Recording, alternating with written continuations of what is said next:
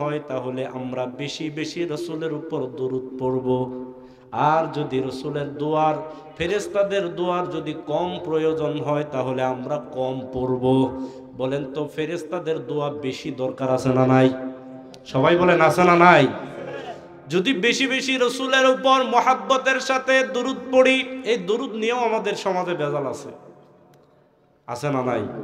আহারে, আমরা খালি ভেজালে বিশ্বাসী, সংশোধনে আমরা আগায়া যাই না যতটা ভেজালে আগায়া যাই, মারামারি মিটাইয়া দিতে যাই না যতটা মারামারি বাজানোর ব্যাপারে আমরা কাজ করি। কথা বলেন ঠিক কিনা?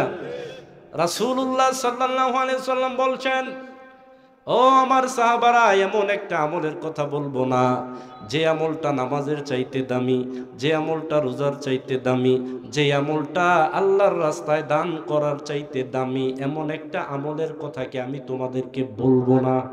যে আমল করলে নামাজ থেকে উত্তম, নামাজের চাইতে উত্তম, রোজার চাইতে উত্তম, যাকাতের চাইতে উত্তম, এমন একটা আমলের কথা কি আমি তোমাদেরকে বলবো না?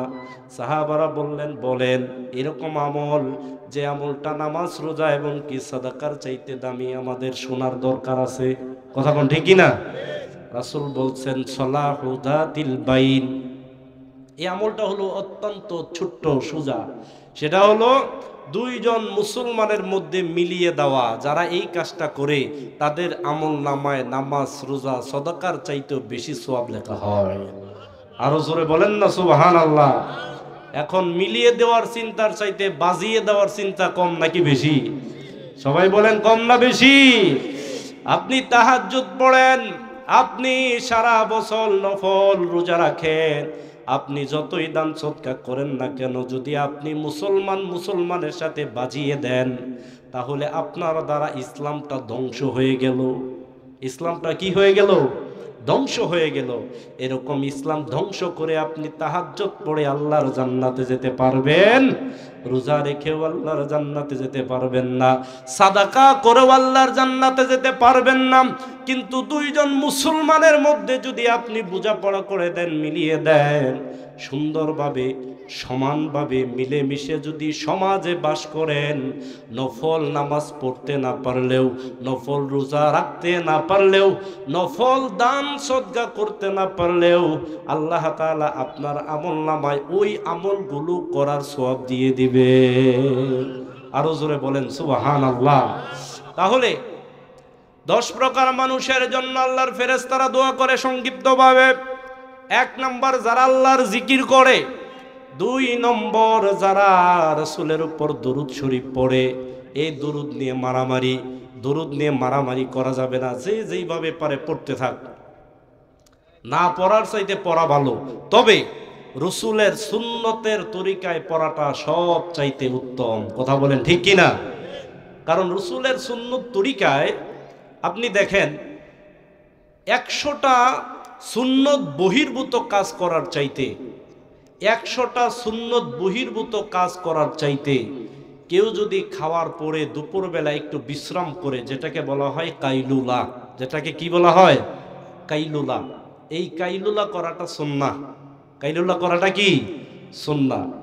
100টা বিদআত করার চাইতে একটা ছোট্ট সুন্নত আদায় করার দাম অনেক বেশি। বলেন সুবহানাল্লাহ। রাসূলের উপর দরুদ নিয়ে মারামারি কেন? কারণ আমরা রাসূলকে মহব্বত করি আমাদের জীবনের চাইতেও বেশি। কথা বলেন ঠিক কিনা? এজন্যই তো বিভিন্ন সময় দেখা যায় রাম বামেরা যখন কোরআন নিয়ে, আল্লাহ নিয়ে, রাসূল নিয়ে কটূক্তি করে, দেশের তাওহীদি জনতা বসে থাকে না, তাদের বিরুদ্ধে তীব্র প্রতিবাদ করে। কথা বলেন ঠিক কিনা? কারণ এটাই হচ্ছে ঈমান। রাসূলকে আমরা মহব্বত করি অনেক বেশি, কিন্তু আহারে পরিপূর্ণভাবে সুন্নত মোতাবেক যদি আমরা মহব্বত করতে পারতাম তাহলে কতই না ভালো হতো। আমরা রাসূলের উপর দরুদ পড়ব সাল্লাল্লাহু আলাইহি ওয়াসাল্লাম, সাল্লাল্লাহু আলাইহি ওয়াসাল্লাম, এবং বিভিন্ন জন বিভিন্নভাবে দরুদ শরীফ পড়ে।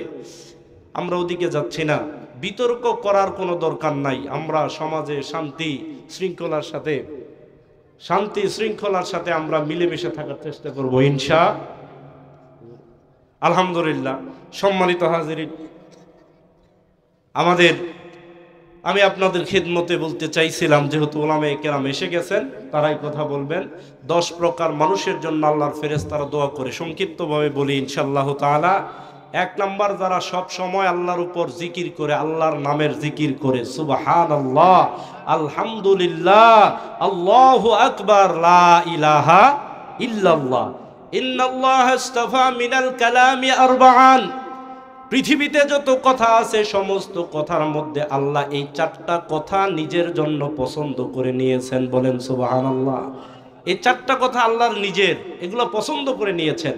এজন্য যারা আল্লাহর নামের জিকির করবে, আল্লাহর ফেরেশতারা তাদের জন্য দোয়া করতে থাকে, বলেন সুবহানাল্লাহ। 2 নাম্বার, রসুলের উপর যারা দরুদ শরীফ পড়ে, আল্লাহর ফেরেশতারা তাদের উপর, তাদের জন্য দোয়া করতে থাকে। 3 নাম্বার, ওই মুসল্লির জন্য, যেই মুসল্লি নামাজের জন্য মসজিদে অপেক্ষায় বসে থাকে, আল্লাহর ফেরেশতারা ওই মুসল্লির জন্য আমার আল্লাহর কাছে দোয়া করতে থাকে। আরো জোরে বলেন সুবহানাল্লাহ। শুধু তাই নয়, রাসূল বলেছেন ওই মুসল্লির জন্য দোয়া করে, যেই মুসল্লির সামনে দাঁড়ায় ওই মুসল্লির জন্য দোয়া করে, যেই মুসল্লির ডান দিকে দাঁড়ায় ওই মুসল্লির জন্য দোয়া করে, যেই মুসল্লি সুন্দর করে কাতারটাকে সোজা করে ফাঁকা বন্ধ করে দাঁড়ায়, আল্লাহর ফেরেশতারা ওই মুসল্লির জন্য আমার আল্লাহর কাছে দোয়া করতে থাকে। আরো জোরে বলেন না সুবহানাল্লাহ। আল্লাহ তাআলা, এই গেল 3 নাম্বার। 4 নাম্বার, রাসূলুল্লাহ সাল্লাল্লাহু আলাইহি ওয়াসাল্লাম বলেন, ইন্নাল্লাহা ওয়া মালাইকাতাহু ইউসাল্লুনা আলাল মুতাসাহহিরিন। এই তো কয়েকদিন পরে রমজান মাস আসতেছে, কথা বলেন ঠিক কি না? রমজান মাসের রোজা রাখার জন্য যারা সাহারি ভক্ষণ করে, শেষ রাতের খাবার যারা খায়, যতক্ষণ তারা খাবার খাবে ততক্ষণ আল্লাহর ফেরেশতারা ওই বান্দার জন্য আল্লাহর কাছে দোয়া করতে থাকে, সুবহানাল্লাহ পড়েন। এবার গেল 5 নম্বর, আসেন। রাসূলুল্লাহ সাল্লাল্লাহু আলাইহি ওয়াসাল্লাম বলেন, ফজরের নামাজ পড়ে যারা সূরা হাশর তেলাওয়াত করে, সূরা হাশরের শেষ 3 আয়াত যারা তেলাওয়াত করে, আল্লাহর ফেরেশতারা সকাল থেকে নিয়ে সন্ধ্যা পর্যন্ত 70,000 ফেরেশতা ওই বান্দার জন্য দোয়া করতে থাকে। আল্লাহর রাসূল বলেছেন, শুধু তাই নয়, ওই দিন যদি মারা যান, আল্লাহ তাআলা ওই বান্দাকে শাহাদাতের মর্যাদা দিয়ে দেয়। এই গেল 5 নাম্বার। 6 নাম্বার, রাসূল বলেছেন, যেই ব্যক্তি সকালবেলা কোনো মুসলমানকে দেখার জন্য ঘর থেকে বের হয়ে যায়, ওই সকাল থেকে নিয়ে সন্ধ্যা পর্যন্ত আল্লাহর 70,000 ফেরেশতা ওই মুসলমানের জন্য দোয়া করতে থাকে। আর জোরে বলেন না সুবহানাল্লাহ। 7 নাম্বার হলো, আল্লাহর রাসূল বলেছেন, ওই মুসলমানের জন্য ফেরেশতারা দোয়া করে, যেই মুসলমান আরেকজন মুসলমানের অনুপস্থিতিতে তার ভালোর জন্য দোয়া করে। মনে করেন এই মুহূর্তে যারা মাহফিলে এসেছেন, যারা আসে নাই তাদের জন্য যদি আপনারা দোয়া করেন, তাহলে আপনাদের জন্য আল্লাহর ফেরেশতারা দোয়া করতে থাকবে। এজন্য কারো অনুপস্থিতিতে দোয়া করলে এটা কিন্তু মুস্তাজাবুদ দাওয়া, এই দোয়াটা কবুল হওয়ার সম্ভাবনা বেশি। আমরা একজনের অনুপস্থিতিতে আরেকজন দোয়া করি নাকি গীবত করি? গীবতের পরিমাণটাই বেশি করি। সুগল করি, গীবত কইরেই সারা পারি না, দোয়া করবো কোন সময়? কথা কোন ঠিক কিনা? আল্লাহ রাসূল বলেছেন, এই সময় তুমি যদি অন্য মুসলমানের জন্য দোয়া করতে, আল্লাহর ফেরেশতারা তোমার জন্য দোয়া করত। এরপরে 8 নাম্বার, রাসূল বলেছেন, কেউ যদি ওযু করে রাতের বেলা ঘুমায়, যতক্ষণ ঘুম পারবে ততক্ষণ আল্লাহর ফেরেশতারা ওই মুসলমানের জন্য দোয়া করতে থাকবে। আরো জোরে বলেন না সুবহানাল্লাহ। 9 নাম্বার, ওই মুসলমানের জন্য আল্লাহর ফেরেশতারা দোয়া করে